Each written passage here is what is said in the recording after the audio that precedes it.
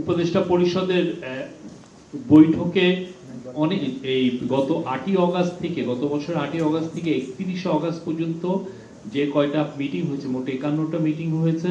সে meeting এর সিদ্ধান্ত সমূহের উপরে একটু আলাপ হয়েছে এবং এই মিটিং এ বলা হয় যে মিটিং এর একটা অগ্রগতি প্রতিবেদন উপস্থাপন করা হয়েছে।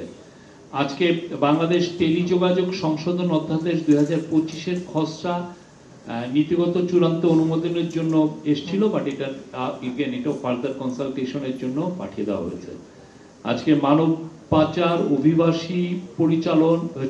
অভিবাসী চোরাচালান প্রতিরোধ দমন অধ্যাদেশ 2025-এর খসড়া নীতিগত অনুমোদন হয়েছে। এটা চূড়ান্ত না, নীতিগত অনুমোদন হয়েছে। এক হচ্ছে 2, 3, 4 বা ততোধিক ফসলি কৃষি ভূমি অকৃষিকাজে নিরুৎসাহিতকরণ, অকৃষিকাজে যাতে না ব্যবহার হয় সেই জন্য নিরুৎসাহিতকরণের জন্য যা যা কর্মসূচি নেওয়া উচিত, যা যা কাজ করা উচিত সে ব্যাপারে একটা মুভ নেওয়া হবে।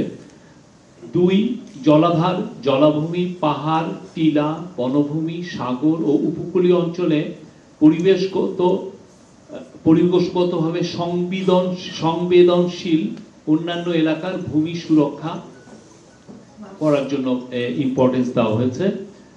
ভূমি ব্যবহারে জোনিং ম্যাপ প্রণয়নের কথা বলা হয়েছে। কৃষি ভূমি অনুমোদিতভাবে অকৃষিকাজে ব্যবহার, এটাকে নিরুৎসাহিতকরণ এবং এটার জন্য যারা এই কাজটাই পরিবর্তন, ভূমি কৃষির অনুমোদিত পরিবর্তনকে অপরাধ হিসেবে গণ্য করা হয়েছে এবং অপরাধের জন্য কারাদণ্ড ও জরিমানা আরোপের বিধান রাখা হয়েছে। মানব পাচার, অভিবাসী চোরাচালান প্রতিরোধ দমন অধ্যাদেশ 2025, এখানে যেমন যারা মানব পাচারে জড়িত তাদের ব্যাংক হিসাব ফ্রোজেন করা, তাদের সম্পদ আটক করা, বিদেশ গমনে বাধা দেওয়া, তাদের যারা যেন অনলাইন প্ল্যাটফর্ম ব্যবহার করে মানব পাচার না করতে পারেন সে বিষয়ে সুনির্দিষ্ট মেজার নেওয়া। তারপরে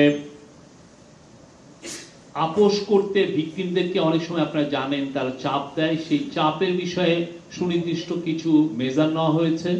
আসামির অনুপস্থিতিতে তার বিচার কাজ আগে তেমন একটা করা যেত না, এবার এইটা আরো যাতে খুব ভালোভাবে করা যায় সেটার বিধানও যুক্ত করা হয়েছে।